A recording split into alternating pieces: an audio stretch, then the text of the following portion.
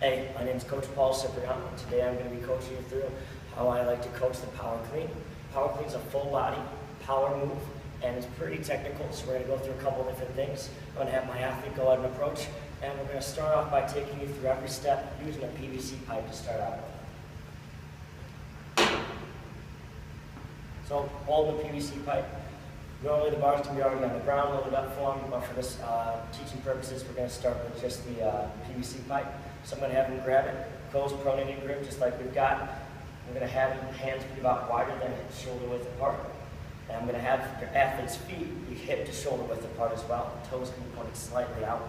Now I'm going to have the athlete go ahead and bend down into lower hips and shoulders. We're going to get that bar right into the mid-shin area. And we're going to keep that bar, that PVC pipe, about an inch away from the shin.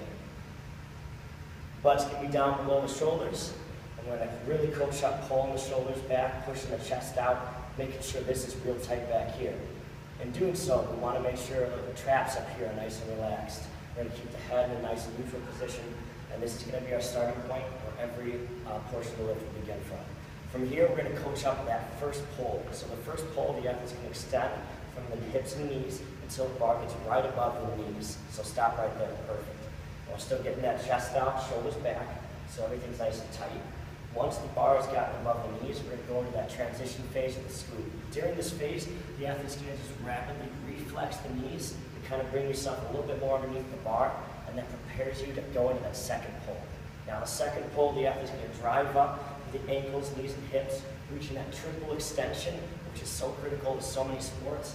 And from here, once the lower body has reached total extension, we're going to shrug up powerfully with the shoulders and drive the elbows up and out. Now once the bar gets up to its highest point, the athlete's going to rotate underneath and pull themselves underneath the bar, dropping down to a squat position underneath, rotating that elbows and wrists underneath and catching it, trying to rack the weight in that front squat position right across the shoulders and clavicle. Right there, perfect. Athlete's going to then stand all the way up, and this is going to be the finishing position right here. So now we're going to take the athlete through it with a little bit of weight.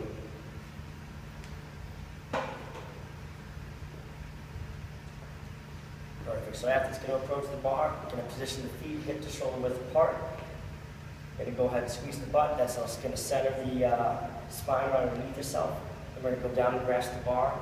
Hands are going to be outside the knees, about shoulder width apart. Hips lower than the shoulders. Everything's tight. Really pulling back up here, relaxing right here. Then we're going to go through a full rep. Power shooting up, exploding. Huge hip movement there. Catching it in that squat position, then coming all the way up to standing. That's great. Going to relax then, dropping it back down.